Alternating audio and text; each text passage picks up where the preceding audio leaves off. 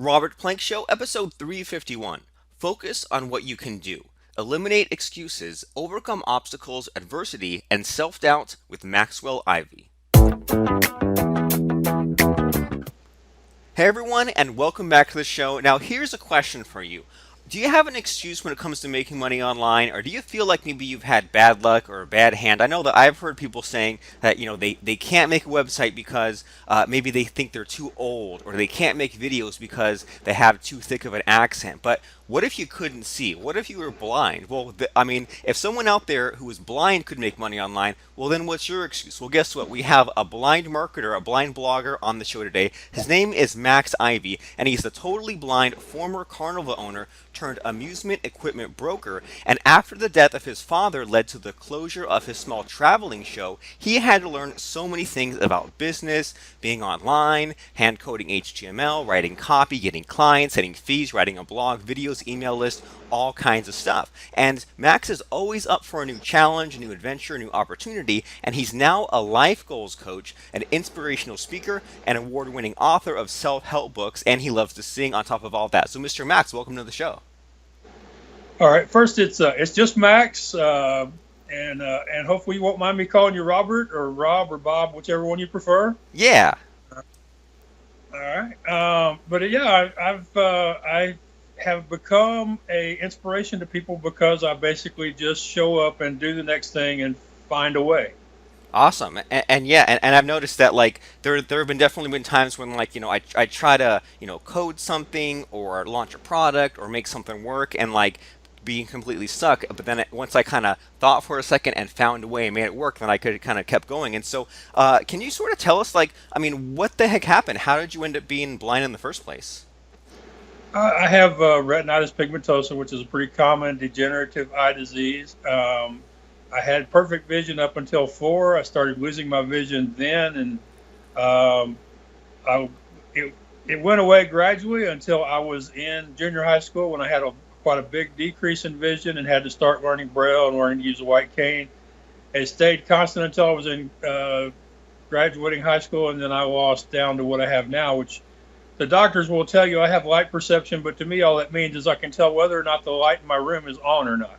Oh wow. Uh, so, it's one of those things, you get used to doing things with speech or braille or tactile or by asking other people to either help you do it or do it for you, which leads me to one of the things that I talk about all the time. And that is one of the biggest lies go out there on the internet is that you can do all this stuff yourself, that not only can you, but you're supposed to be able to do it all yourself. And one of the things that really frees you up in life is being blind and growing up knowing, hey, there's probably not much I'm going to do in life I won't have to get some sort of help in order to accomplish.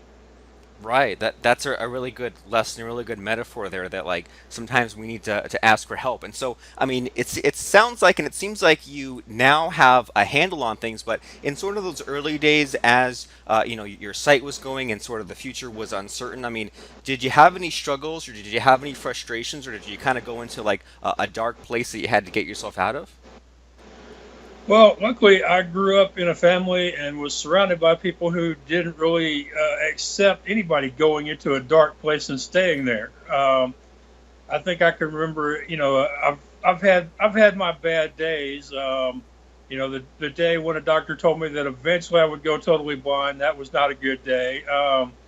Days when the day that I finally realized that I was no longer going to be a carnival owner was a bad day. You know, there are lots of those days, but like I say, I grew up in a family of people who did stuff uh, and solved problems.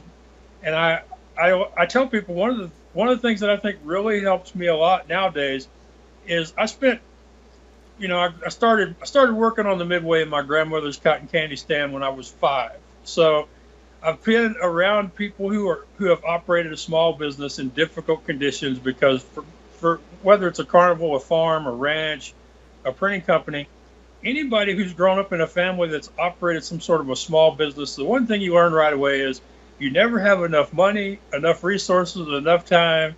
You're always fighting against something you wish that you had or didn't have. So you learn a lot of really good lessons about recovering from setbacks, failures, disappointments, and finding a better way to do it, or in some cases accepting that there is no better way of doing it, and that you need to consider a different path in life from here forward. I think that it was said best by David Rafe, who has a podcast called Join Up Dots over in the UK. He said, Max, your life in the carnival business is like a PhD program in hustle and muscle. Awesome. And so yeah, so there's some good lessons I sort of heard from you in there, and I think that what I heard a lot of was to have that support system. Like you had your family, and it's really like easy to sort of just be like stuck in your office or stuck in a little cubicle or something, and kind of think you're all alone. And so sort of along those lines, I mean, with that support system, and you mentioned like delegating as well. I mean, did you have any difficulties getting like your first websites online or like building this business or like sort of I mean I imagine you did, right? That's one of my favorite. That's one of the stories I get asked to tell quite often is about my first website, because when I decided that I was fed up, disgusted, that I wasn't making any money with my carnival games, I said, okay, I'm going to start this business, and I don't have the first clue. I didn't know what a website was, but I knew I had to have one. This is like at the end of MySpace, before Facebook, if that helps anybody. My internet at my house was still a dial-up connection, if that helps. So I'm trying to figure this out. My brother actually created my first website. It had 5 pages, and it had this thing from SourceForge, where I didn't have to know how the site ran. All I had to do was click a button, and it would browse through my photo selection, upload a photo, and write a description, and boom, I had an ad online on my website. But my brother got this high-paying job moving carnival rides for a company on the East Coast that plays the state fairs. And so I was stuck without a webmaster, without the money to hire one, without the faith, actually the willingness to let somebody run my baby, even if I had those first 2 things. So I had to figure it out, and I went online. I found the W3C schools. I started doing things one step at a time. Here's how you do a homepage. Here's how you do a link. Here's how you do a photo. And I got to the section about picking colors, and I'm blind. I've been blind a long time, but I remember that on the Midway, the carnival games, the toys used to look good on yellow backgrounds. So I said, okay, I'll go with yellow background. I thought, okay, I'll go with blue text, and then I said, oh, red sounds good for the links.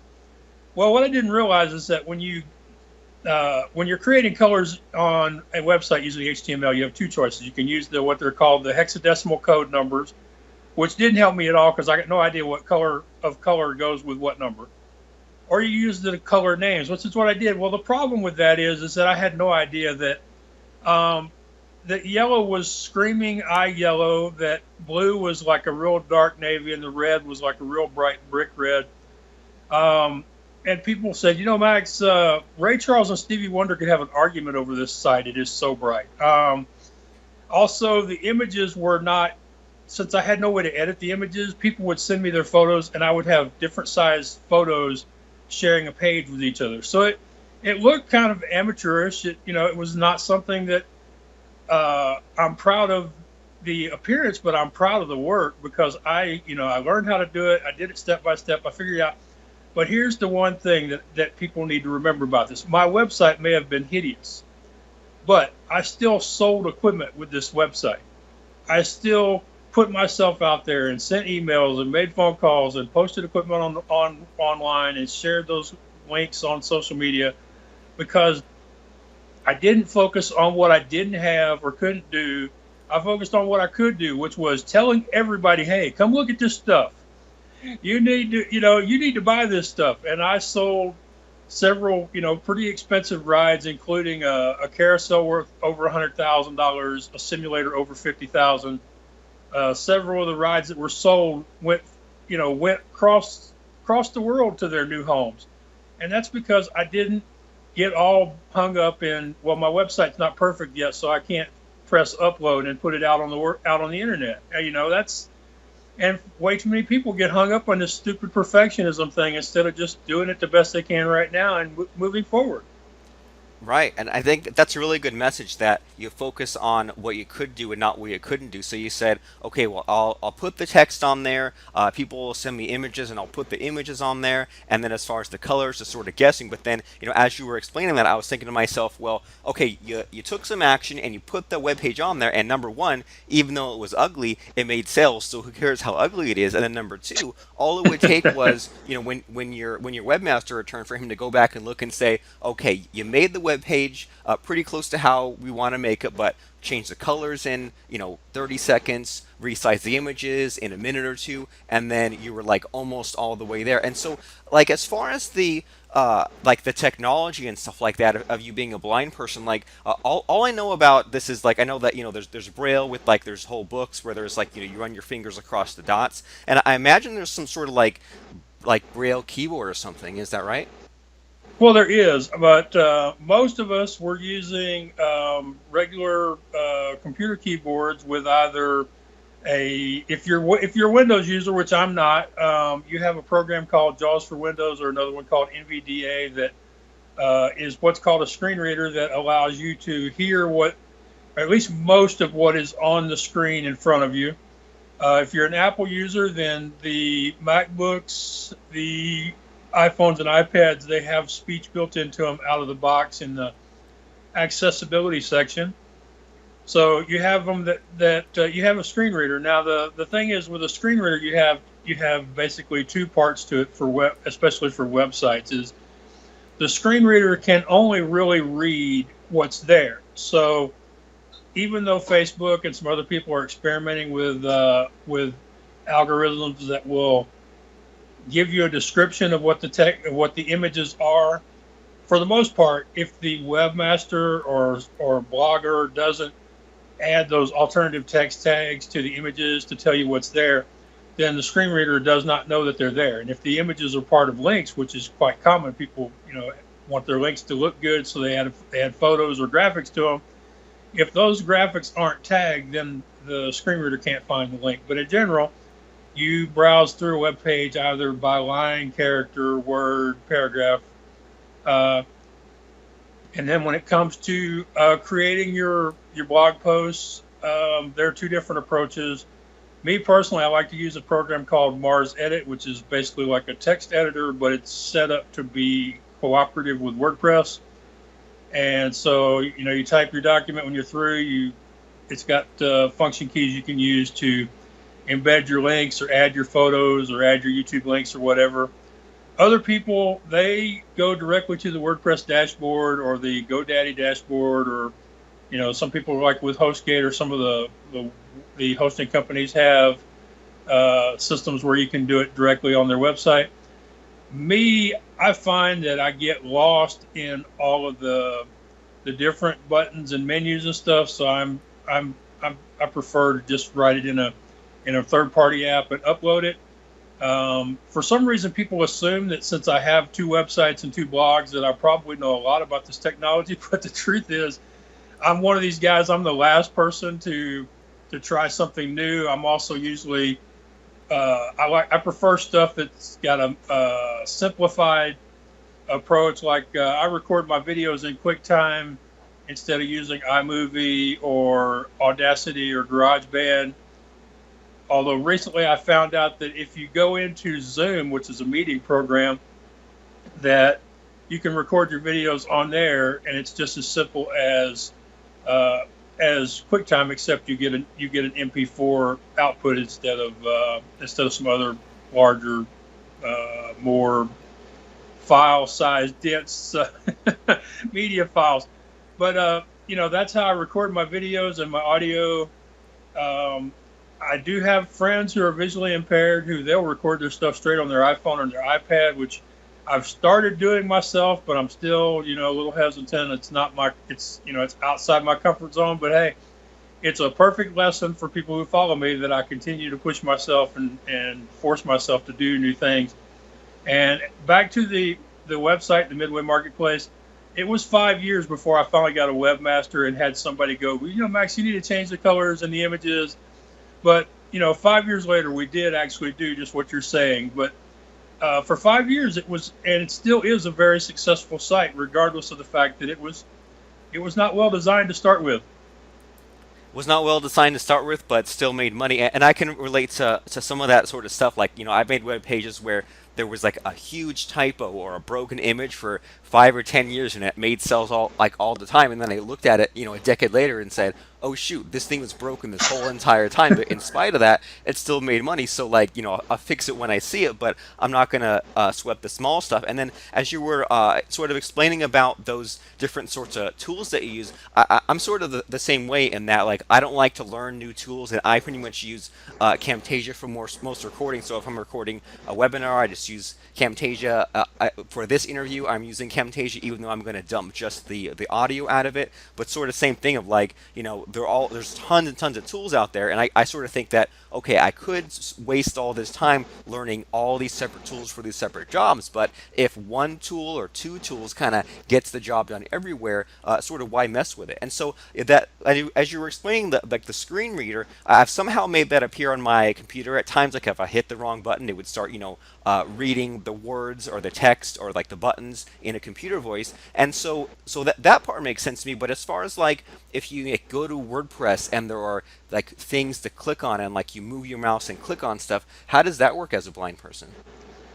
Well, what you hope happens, and in most cases it does work this way. For anybody who's a webmaster who's listening to me, please, for the most part, we do not like drop down menus.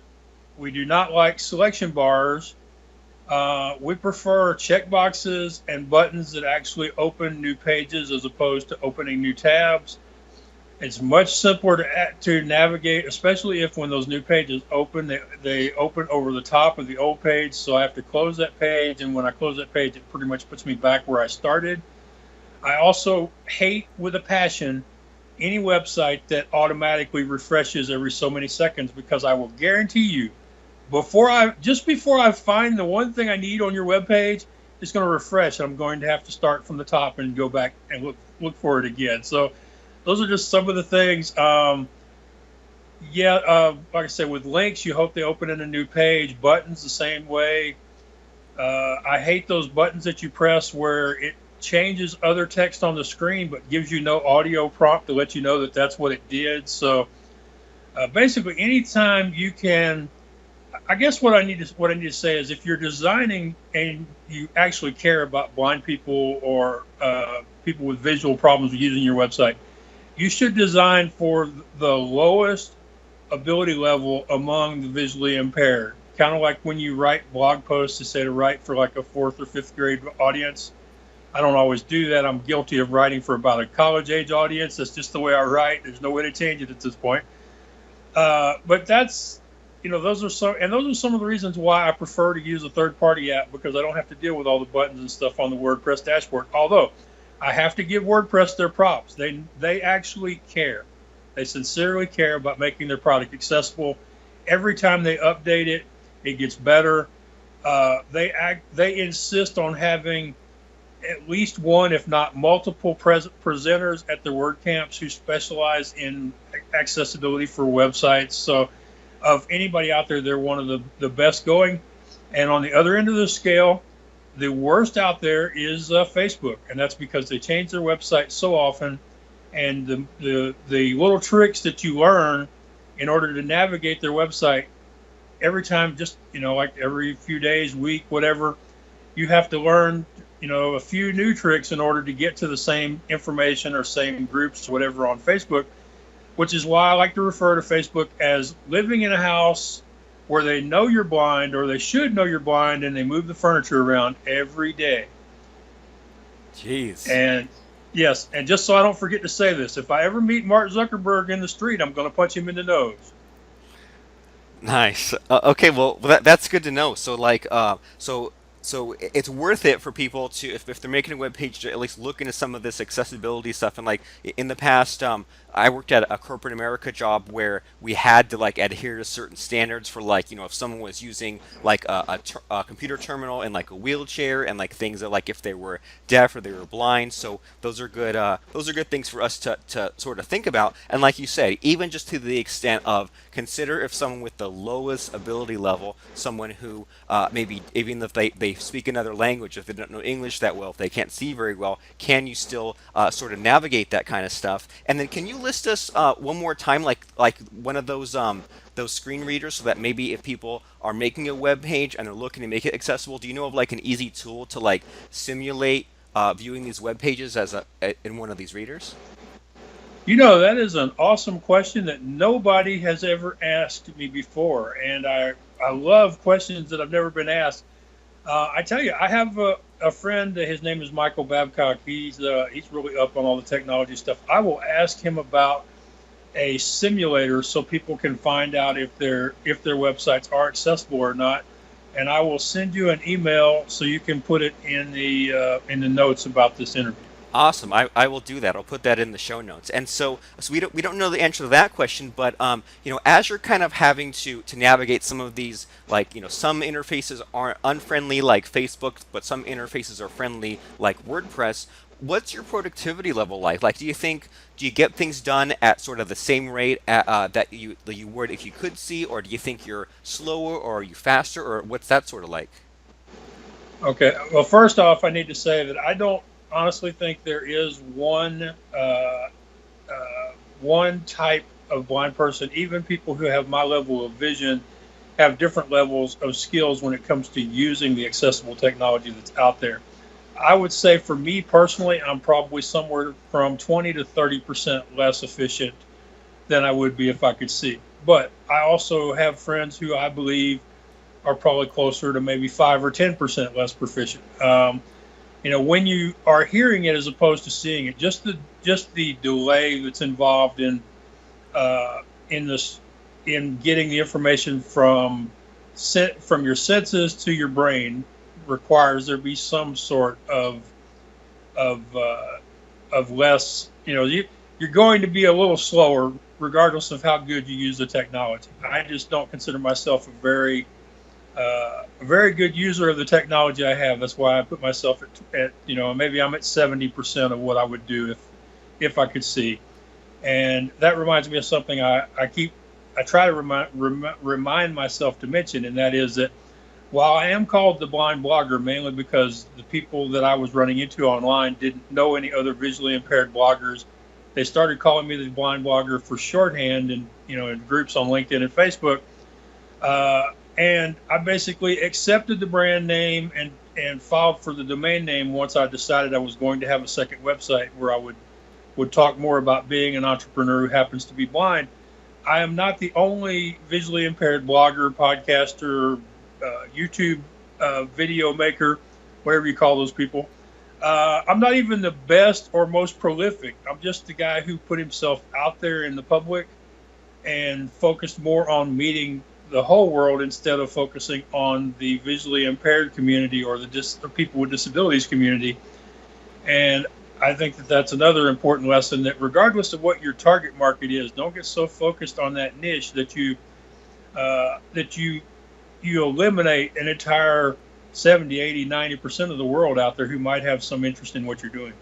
Right, and I'm glad you brought that up, because I kind of want to dive into that part of it. That there's like this sort of brand people kind of made, like, thought of for you, the blind blogger. It sounds like that's sort of like your attention getter, but it's not all that you're focused on. And so, I mean, what did you have any sort of difficulties, or did it take a while to get to that sort of revelation of, like, okay, like you're the blind blogger, and that's sort of a way to be like, well, it's motivational, it's like, what's your excuse? But then how do you kind of overcome, how do you become more than just kind of just a sort of a one note person like that? Yeah, that is a very good question, and it's something I'll admit openly to struggling with, or at least wondering about, because as I mentioned, I think you've got my email, so you know that I currently sign my emails known as the blind blogger, host of What's Your Excuse, and so much more, because that is a problem where this what was and still is a very good brand name, because if you look for bloggers and blindness on any search engine out there, you're going to find me taking up most of the first several pages of results, and that's good. But it is kind of like being a typecast actor or actress, and I've actually considered the idea of finding another website. I looked into getting What's Your Excuse in some form, but found that though most of those were already claimed. I did register a domain under the name maxwellivey.com, because I was thinking that might be a good way to continue being the blind blogger and Mr. Midway, but also have a place where people would come to me and be open to me being more than the blind blogger. Like, for example, as you know, one of the things I'm doing lately that is the one thing that's paying the bills on a regular basis is I get people booked on shows like yours. And some people don't have the time or the energy. Some don't have patience. Some don't realize that they have a great story they need to be sharing. And some people would just rather hire somebody and say, you do all the work and just tell me when to show up. So it has turned into something I did in self-defense. I did it in the early days because I needed a way to meet people without leaving the house. And as a result, I became the expert in this area. And now I am, offering services where I get people booked on podcasts, radio shows, other online media. And that's something that doesn't really fit well into the blindblogger.net website. It's over there, but it doesn't really fit well. Neither does me being a speaker, and the writing and the speaking works. But I do think that the best way forward for me is going to be to find a website where I can let people see me as more than the blind blogger, but still have links, or maybe embed the blogs so they can still find out about that part of me.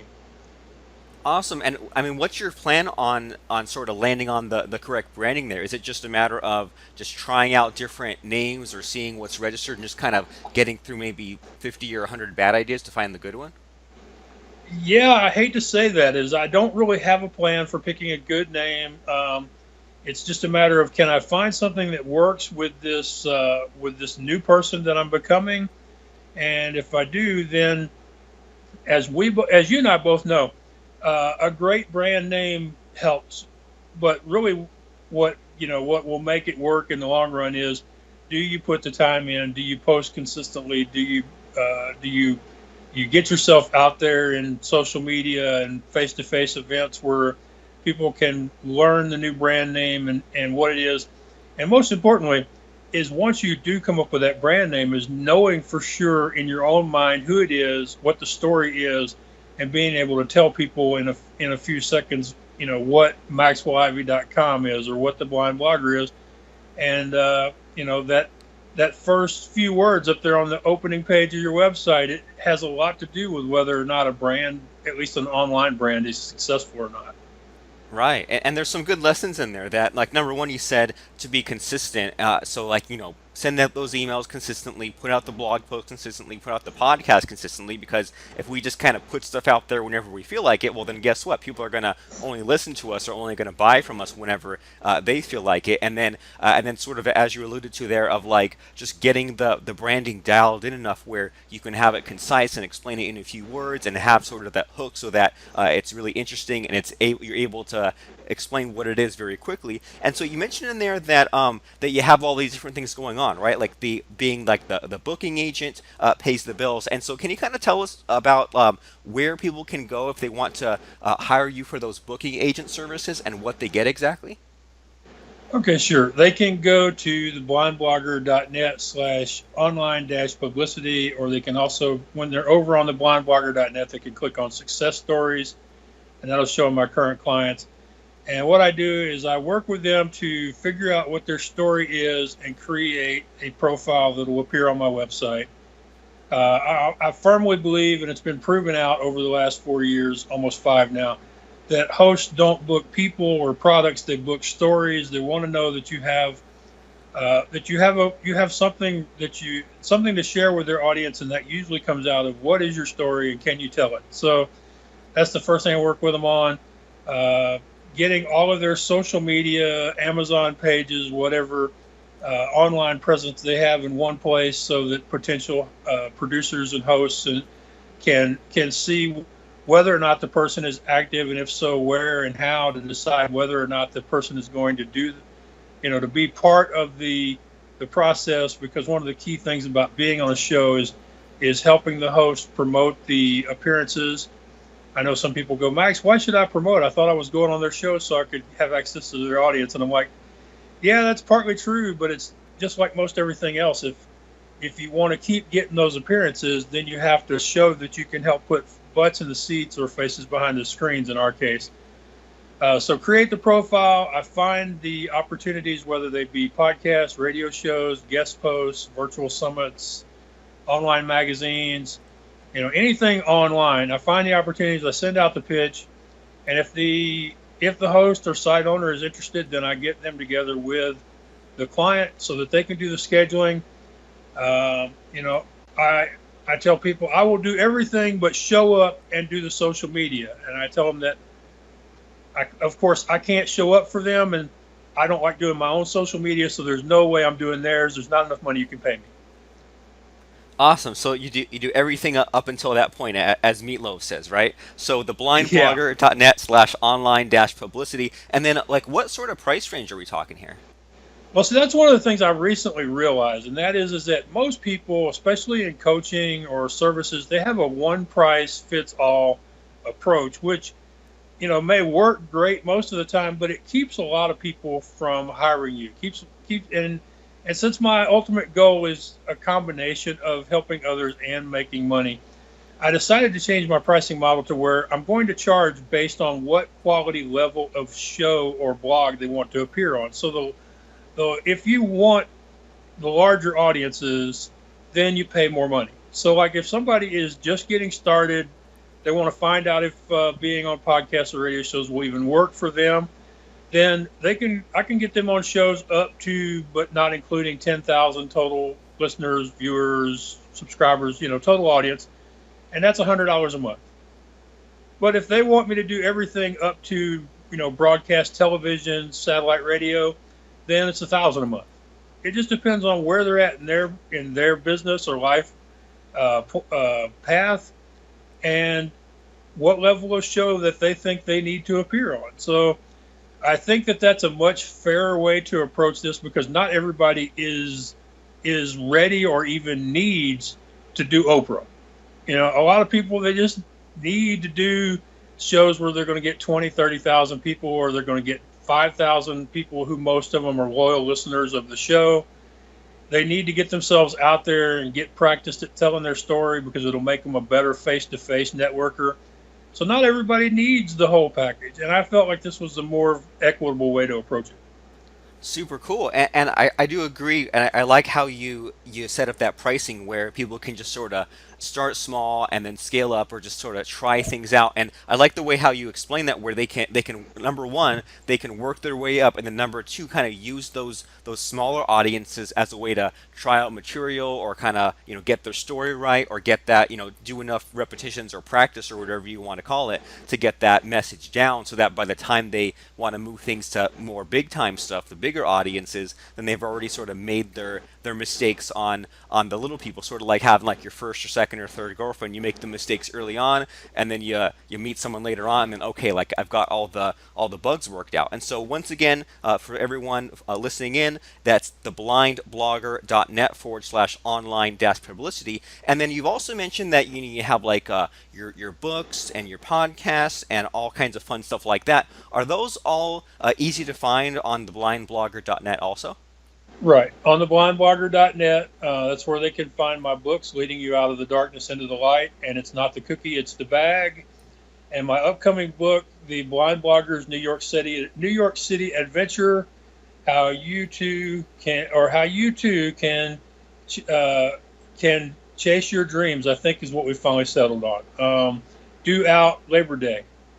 Super awesome. So make sure to get that on Labor Day or whenever you hear this episode. That's theblindblogger.net to check out Max's books and everything he has going on. And so I want to thank you, Mr. Max, for I know you told me not to call you Mr. Max, but I want to thank you for showing up and sharing all kinds of fun stuff like your story and sort of your Well, ups and downs and all these important lessons. So I think that anyone who thinks they have it bad or thinks that maybe they're having a bad day or bad luck in life, I mean, they should definitely listen to your story because this is some amazing stuff. How you kind of overcame all these struggles and ended up, getting yourself out there and meeting people and making money and getting a lot more accomplished than a lot of people with all their senses. So really amazing story. I'm glad you shared it. I'm glad that you came on and shared all these things you had to share with us today.